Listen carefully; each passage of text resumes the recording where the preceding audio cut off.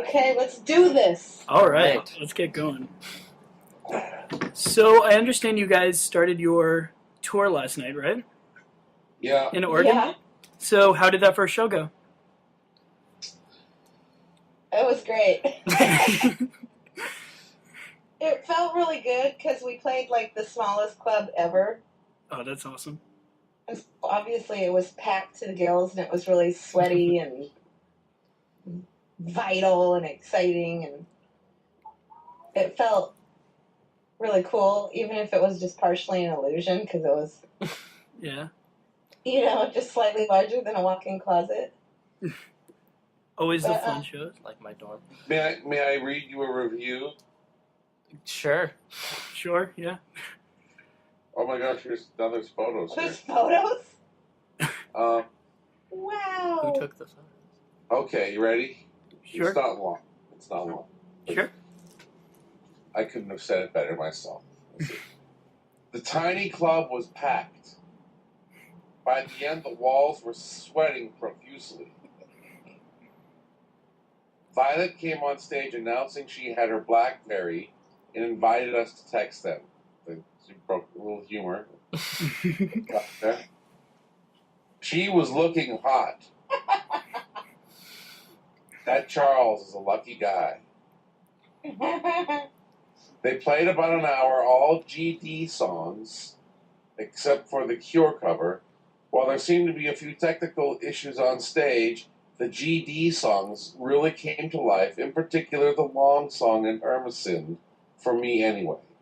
The crowd was pretty lively, some nice hollering from BF, or as V introduced in Black fucking Francis. By the way, they really worked together well on stage. Quite relaxed for their first performance with the Grand Duchy. Right afterwards, I saw BF was outside the club chatting with some fans, probably V2, but I didn't see her. Good times, don't miss it. Sounds profound. All right, that was the review from a local. Cool. So you guys still in Oregon now, or? Yes. We're just, about to climb into our contraption and hit the road. But fortunately, like most rock bands, easy on, easy up. We're right by the highway here. We'll be on our way in a matter of moments as soon as we pack up our stuff. Cool. All right. We're so exciting and cool, aren't we?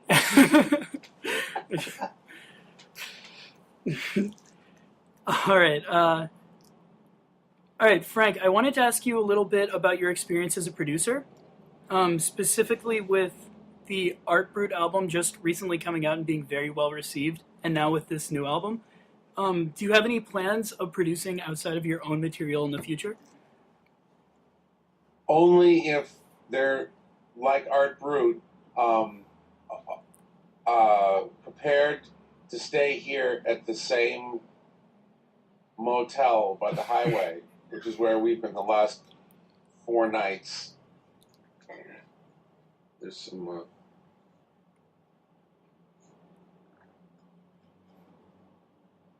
They got artwork. It's nice. It's nice. They got a waffle station. Make your own waffles, or? Yes. Nice. But don't be intimidated. They've got a little timer. Okay. Look, Crackberry. That's why they call it Crackberry. She's in the middle of an interview and she's on her BlackBerry. She tweeting. Actually, I'm on your BlackBerry. See, she's not even using her own BlackBerry. Honey, put that away. They're going to think that you're rude. I know.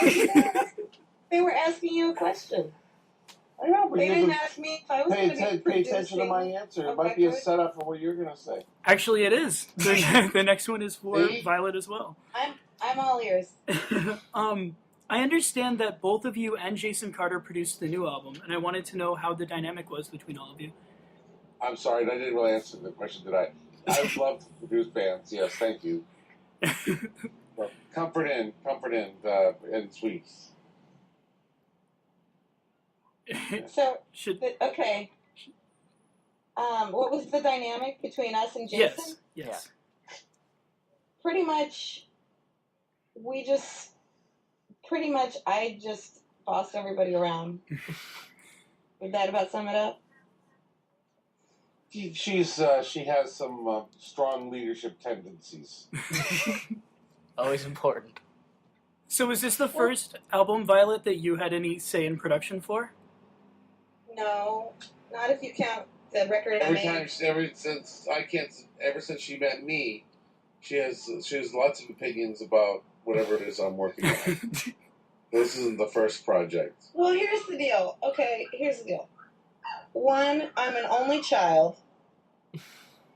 Two, I've only up until recently, I've only just made music on my own, like with synthesizers, drum machines, and going to the studio, and I'm just like figuring it all out on my own. And I'm an only child, so it's like this like paradigm of like it feels like everything like the buck stops with me, and I have to figure it all out. And maybe when I'm with other people, maybe that's not like I can shoulder some of that or give some of that back to other people, but it doesn't feel like it in my mind. It feels like it all like stops with me, and and it's all ultimately, my responsibility to make sure it's all, up to standard or whatever. And I'm very opinionated.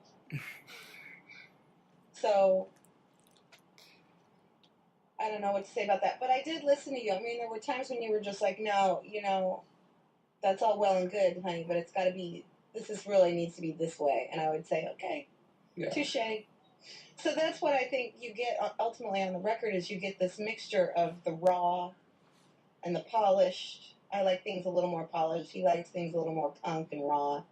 And then Jason, he mixed the record, so he added a little bit of the ear candy and the kind of little more wizardry that pops up every once in a while that wouldn't necessarily have occurred, to either of us.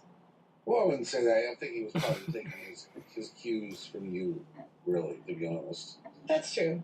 Yeah, so There just was one or two things that he just came up with that was like, that's great.